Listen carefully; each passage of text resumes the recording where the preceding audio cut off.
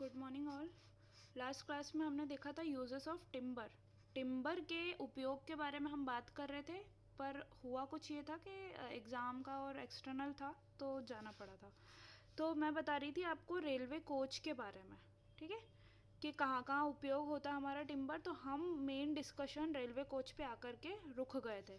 अब बात करते हैं, हम सबसे पहले एक बार रिवाइज करते हैं। Door and window frames, shutter, door and window roofing material कहाँ कहाँ यूज़ करते हैं हम? विंडो और डोर के फ्रेम में, डोर के शटर में, पल्लों में, विंडो में और रूफिंग में, छत के मटेरियल में, ठीक है। It is use for the form work, मचान के कार्यों में यूज़ होता है जब सीमेंट कॉन्क्रीट करते हैं। और सेंटरिंग में, सेंटरिंग ऑफ आर्चेस में यूज़ होता है। सेंटरिंग ऑफ आर्चेस क्या होता है कि हमारी जो आर्च रहती है उसको सेंटर्ड करने में हमारा ये यूज़ होता है। और फॉर्म वर्क क्या होता है? हमारे तरापे लगाना। स्कैफोल्डिंग क्या होती है? हमारा मचान बनाना, ठीक है। वहाँ हमारे टिम्बर का यूज़ होता है, लकड़ी का यूज़ होता है। और फिर बात कर रहे थे हम making furniture, agriculture instrument, furniture बनाने में, खेती के चीज़ों में, और हमारे स्पोर्ट्स में, म्यूज़िकल इंस्ट्रूमेंट में। बात कर रहे थे रेलवे कोच में हमारा क्या यूज़ होता है? टिम्बर यूज़ होता है, ठीक है। Making of toy, engraving work, matches, माचिस की तीलियाँ बनाने में, खिलौने बनाने में, और एनग्रेविंग वर्क में यूज़ होता है। स्लीपर बनाने में यूज़ होता है। पैकिंग केसेस में यूज़ होता है। पैकिंग केसेस मतलब जैसे आपने देखा होगा जिनमें फ्रूट्स आते हैं, तो वो पहले के टाइम में कैसे, अभी तो कैसे आते हैं, कैरेट आ गए थे। कैरेट मतलब वो प्लास्टिक के दिखते हैं अपन को, प्लास्टिक के बने होते हैं। पहले के टाइम में क्या होता था, जैसे कार्डबोर्ड, अपने कार्डबोर्ड भी नहीं, सॉरी, अपने जो पटिए रहते हैं वो पतले पतले से हमारे जो रहते हैं, लकड़ी के गुटके बोल लो या पट्टियाँ बोल लो, उससे हमारा क्या होता है, पैकिंग केसेस बनते हैं जिसके अंदर फ्रूट्स रखे होते हैं। उसमें क्या रहता है, इतनी इतनी सी क्या रहती है, गैपिंग रहती है। क्यों रहती है? ताकि वो फ्रूट्स को ऑक्सीजन मिलती रहे, हवा, नेचुरल हवा मिलती रहे और वो सड़े नहीं, ठीक है। तो पैकिंग केसेस में यूज़ होता है। और हम बात कर रहे थे रेलवे स्लीपर की, तो स्लीपर हमारा क्या होता है वो मैं बता रही थी आपको। जो हम रेलवे बनाते हैं, रेलवे रेल का क्रॉस सेक्शन हम बनाते हैं, ऐसे ऊंचाई में हमारे रखे होते हैं बोल्डर्स, ठीक है, जिनको बोलते हैं हम स्टोन। पत्थर रहते हैं, और वो कौन से रहते हैं? बेलास्ट। हम स्टोन के बारे में पढ़ चुके हैं, तो कौन सा पत्थर के बड़े बड़े बोल्डर्स रहते हैं? बेलास्ट के। ये कैसे रहते हैं? इंटरलॉकिंग मैनर में रहते हैं। ये आप अगले साल पढ़ोगे रेलवे का क्रॉस सेक्शन, ठीक है, ट्रांसपोर्टेशन जब पढ़ोगे। ये होते हैं हमारे blast, form of stone. Stone हम पढ़ चुके थे। फिर उसके ऊपर क्या होते हैं, ऐसे हमारे स्लीपर जमे हुए रहते हैं। फिर क्या होती है, हमको ऐसे रेल की पटरियां दिखती है, आई सेक्शन वाली।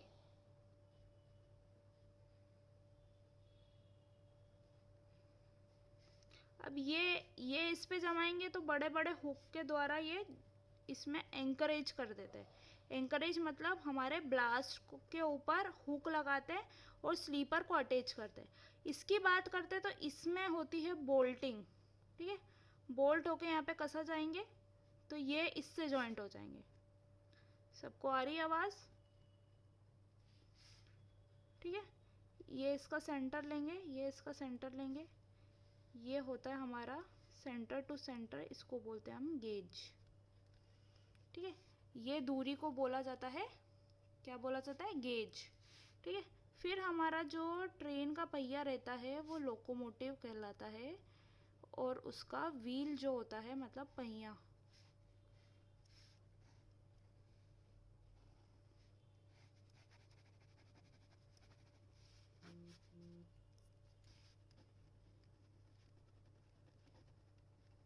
लोकोमोटिव या ट्रेन, ठीक है। ये होती है रेल्स, ये होते हैं हमारे स्लीपर, ठीक है। अब इसको हमने क्रॉस सेक्शन देखा, मतलब एक ट्रेन खड़ी थी हमारी ऐसी, ठीक है। फिर थी ये हमारी रेल, और ये किसके ऊपर थी? हमारे स्लीपर के ऊपर, ठीक है। और यहाँ पे ऐसे दिख रहे थे बेलास्ट।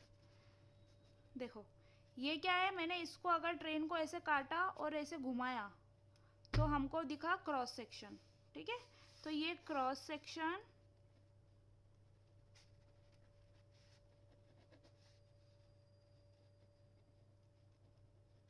रेलवेज, ठीक है, ये हमारा रेलवेज का क्रॉस सेक्शन हुआ, ठीक है। अब ये ट्रेन ऐसी जा रही है तो ये हमको ये वाला डायग्राम दिखा, ठीक है, ऐसे जाते हुए। तो ट्रेन का पहिया ये जो दिखेगा ये किसके ऊपर खड़ा हुआ है, ये दिखेगा, इसका जो लॉन्गिट्यूडनल वे मतलब लंबाई दिखेगी हमको काय की, ये रेल्स की, ठीक है।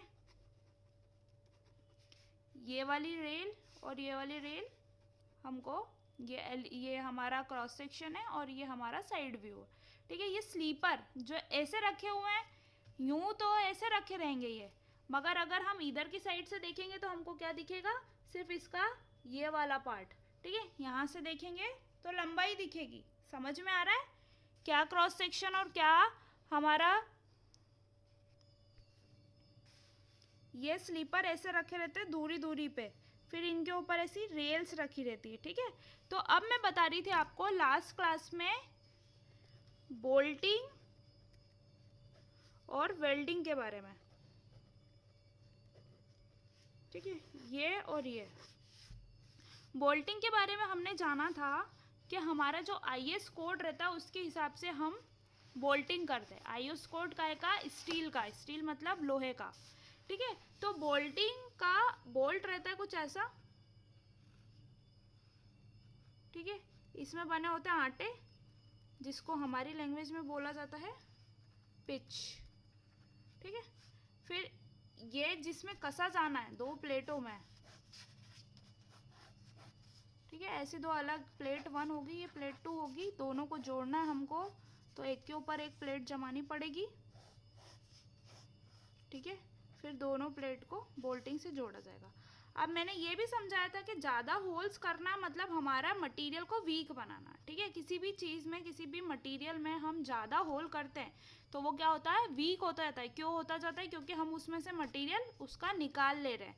ये छेद कर रहे हैं हमने, होल्स कर रहे हैं, यहाँ पर आकर के ये हमारे फिट हो जाएंगे और स्क्रूड हो जाएंगे मतलब कसा जाएंगे, ठीक है। तो बात ये हो रही थी, अगर इसमें से निकाला है मटेरियल और ये बोल्ट हमको यहाँ फिक्स करना है, तो ये बोल्ट का जो डायमीटर होगा, जो त्रिज्या व्यास होगी, क्या बोलते हैं बड़ी वाली चीज़ को, ये सर्कल रहता है, वृत्त रहता है, ये क्या रहती है, व्यास व्यास, इसको क्या बोलते हैं त्रिज्या, और ये डायमीटर मतलब पूरा त्रिज्या का डबल, ठीक है। तो इसको बोलते हैं हमारा डायमीटर मतलब व्यास, ठीक है।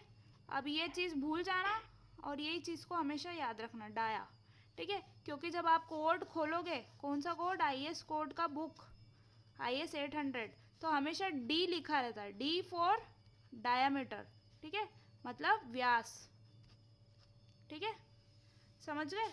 तो हमारा जो इसका डी रहता है वो इसका डी होगा त्रिज्या, ठीक है, सर्कल समझ रहे हो, ऐसा हमारा कसा था स्क्रू, तो ये क्या होगा, ये स्क्रू का व्यास होगा, इसका आधा, ये जो पॉइंट दिख रहा है, पॉइंट से आधा क्या होगी, त्रिज्या होगी।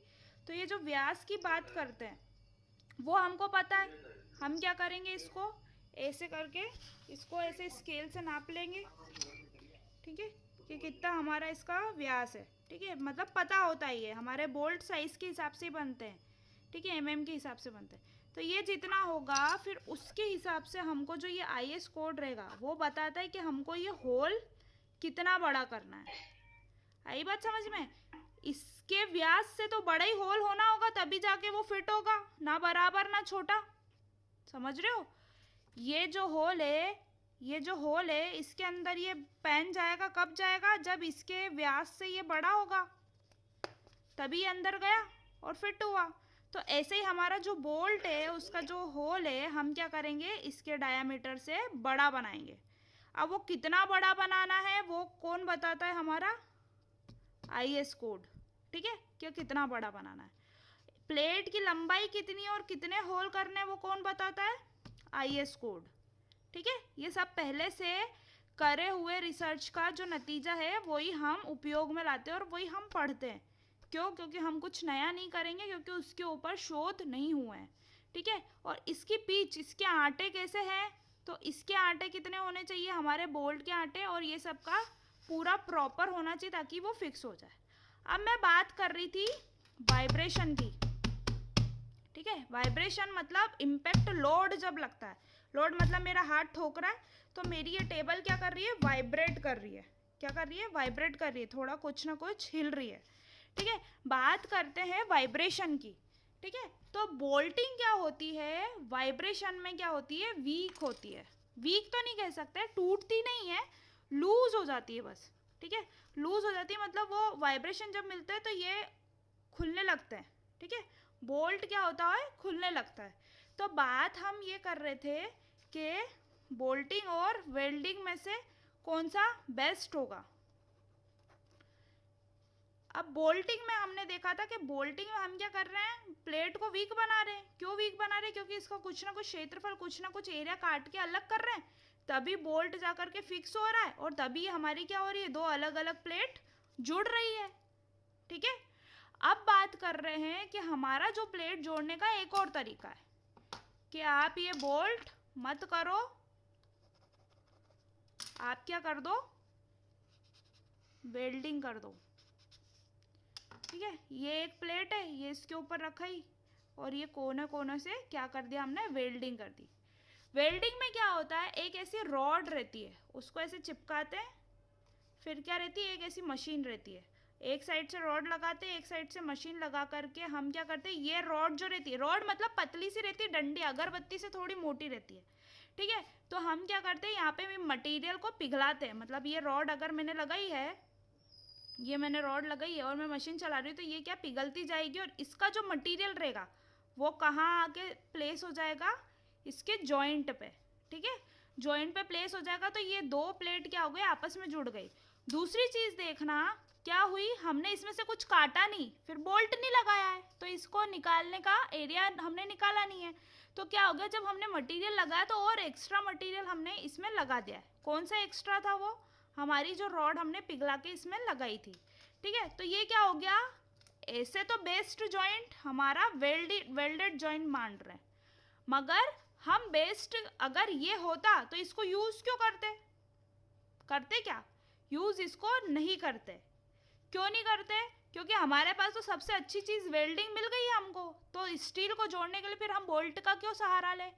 मगर बोल्ट का अपने आप में एक अलग महत्व है। क्या महत्व है, जब बात करते हैं हम लोडिंग कंडीशन की, लोडिंग कंडीशन की, लोड मतलब किस प्रकार का लोड आ रहा है। अब ये था मेरा बिल्डिंग, ये इसके ऊपर मैंने बीम कॉलम बनाया, ठीक है।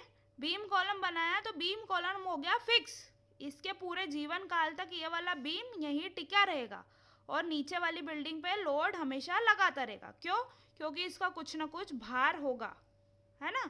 फिर दूसरी चीज़ मैंने बना दिया, ऐसा स्लैब बना दिया इसके ऊपर, ठीक है। तो इसका जब तक जीवन काल है ये लोड इसके ऊपर लगता रहेगा। क्यों, क्योंकि ये फिक्स हो गया है, ठीक है, अपनी जगह से हिलेगा नहीं, ठीक है।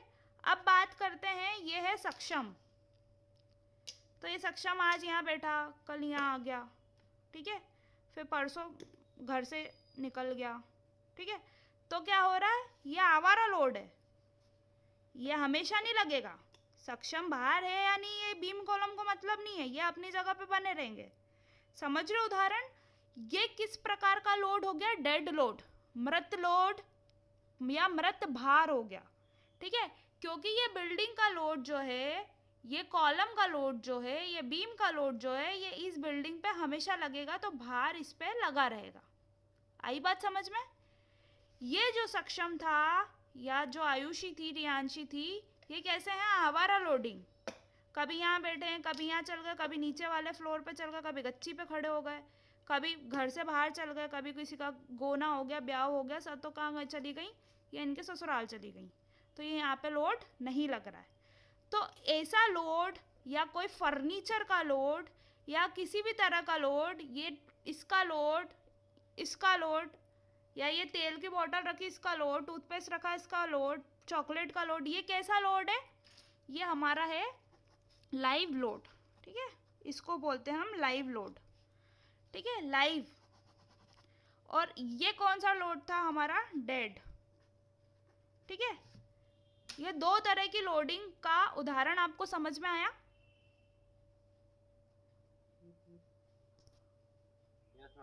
आया, ठीक है। अब क्या हुआ, भूकंप आ गया, समझ में आई बात, भूकंप आ गया। तो भूकंप आया तो क्या हुआ, हिला।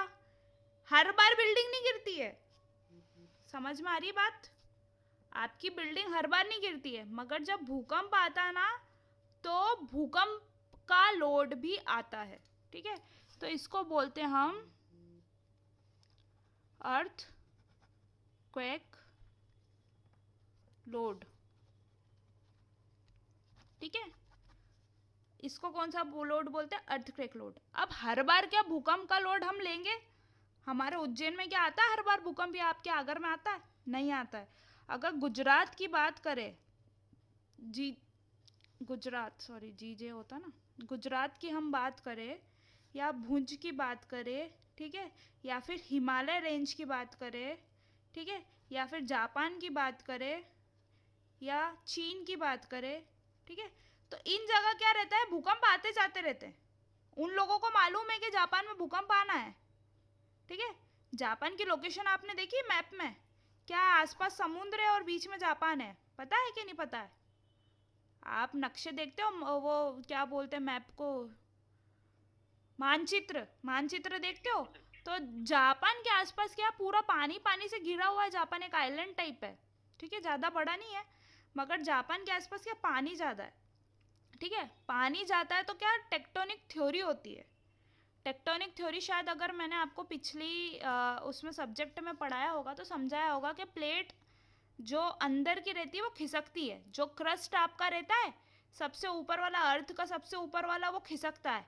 वो क्यों खिसकता है, नीचे से लावा क्या करता है, फोर्स लगाता है। आपकी जो तपेली रहती है पानी की, उसके ऊपर ना पानी उबल रहा है अंदर तपेली में और आपने ढक दी है प्लेट, तो जब एकदम उबलता है ना तो वो पानी नीचे से भाप भी लगाता है और नीचे से फोर्स भी लगाता है, तो प्लेट कैसे थरथराती है उसके ऊपर। ठीक है, कितनी बार बाहर निकल के प्लेट हट जाती है और पानी उबल के बाहर आ जाता है, दूध के ऊपर भी होता है। ठीक है, तो क्या हो रहा है, पृथ्वी के अंदर क्या है, लावा है। लावा क्या कर रहा है, ऊपर की प्लेटों को उचका रहा है। ठीक है, तो क्या होता है, प्लेटें खिसकती है, मगर इतनी नहीं खिसकती है।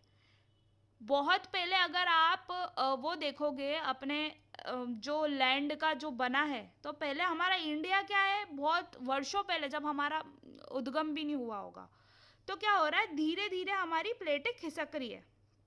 ठीक है, तो धीरे धीरे जैसे ऑस्ट्रेलिया है वो भी खिसक रहा है, धीरे धीरे नीचे जा रहा है। आप ये इसके बारे में वीडियो भी देखोगे तो आपको समझ में आएगा यूट्यूब में।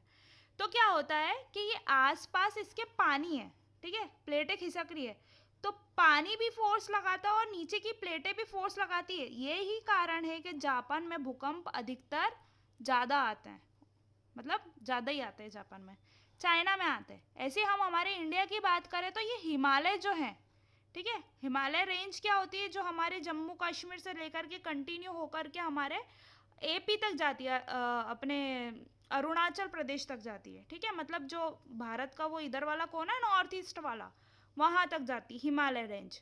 ठीक है, हिमालय रेंज में भी भूकंप के चांसेस ज़्यादा रहते हैं। ठीक है, जब उत्तराखंड त्रासदी हुई थी, अपने केदारनाथ त्रासदी हुई थी, तब क्या हुआ था, भारी वर्षा हुई थी, तो पानी के कारण से क्या हुआ था कि हमारे जो भूकंप भी वहाँ पर उद्गम हुआ था। ठीक है, पानी के साथ साथ भूकंप का भी उसमें कुछ ना कुछ इन्वॉल्वमेंट था। दूसरी चीज़, इस एरिया में हमेशा लैंडस्लाइड होती है, भूसंखलन होते हैं, जो हमारी चट्टान रहती है गिरती रहती है। ठीक है, क्यों गिरती है, उनको वाइब्रेशंस मिलते तभी जाके गिरती है, कोई जाके तुम जैसे लोग हिलाते थोड़ी हो। क्योंकि क्या होता है कि बड़ी बड़ी शिलाएं रहती है, बड़े बड़े स्टोन्स रहते हैं, तो वो हिलाना मतलब एक मुश्किल टास्क। ठीक है, बारिश है तो उसको हिला सकती है, या फिर जो हमारे अननोन वाइब्रेशंस होते हैं जो हमको फील भी नहीं होते, जो कम रेक्टर के भूकंप आते हैं, 2 रेक्टर 3 रेक्टर, तो उससे क्या होती है, वो चट्टानों का जो स्ट्रक्चर रहता है वो अलग हो जाता है और वो गिर के लुढ़क के आ जाती है। ठीक है, तो एक भूसंखलन इस कारण भी होता है।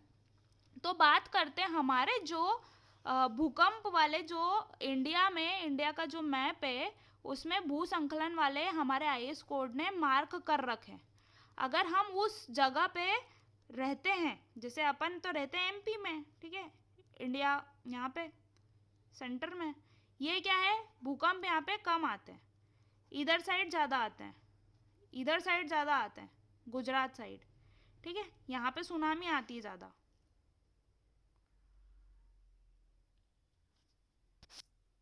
दिख रहा है क्या? लाइट गई क्या? हाँ, एक सेकेंड। तो हमारे जो इंडिया में ऐसे कुछ जगह चिन्हित की हुई है, वहाँ पर हम कौन सा लोड लेते हैं, हमारा अर्थक्वेक लोड, ठीक है। अब बात करते हैं हमारा स्नो लोड की, ठीक है। ये मान लो कुछ ऐसी छत वत है, इस पे आकर के 15-20 फीट समझते हो ना आप, मतलब ये जो छत हाइट है ये कितनी है हमारी, 11 फीट की रखते हैं हम यूजुअली नॉर्मल छत हाइट। ये तो ज़्यादा है, बहुत से घरों में कम रखते हैं, ठीक है। 15 फीट मतलब वो पाली भी मान लो तुम, ठीक है। इतना बर्फ, जहाँ पर बर्फ गिरती है वहाँ पे 15-15 फीट बर्फ जम जाता है, ठीक है। 15 फीट बर्फ जम रहा है तो हमारी कोई सी बिल्डिंग है, उसके ऊपर उतनी ही हाइट की बर्फ अगर जमेगी तो वो भी लोड कैसा लगेगा हमारी बिल्डिंग पे।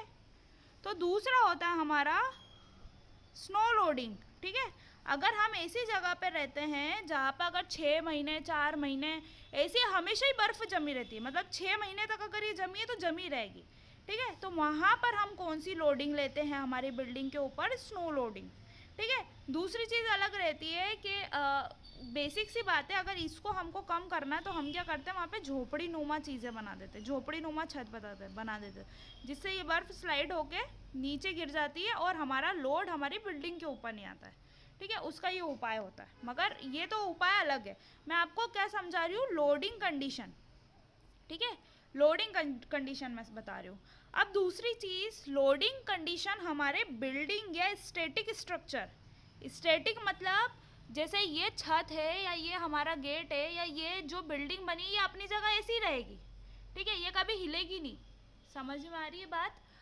और जो हमारा ट्रेन की पटरी पे जो लोड आएगा वो कैसा है, डायनामिक, मतलब इस पटरी पे लोड कब आएगा, जब सिर्फ हमारी ट्रेन चलेगी।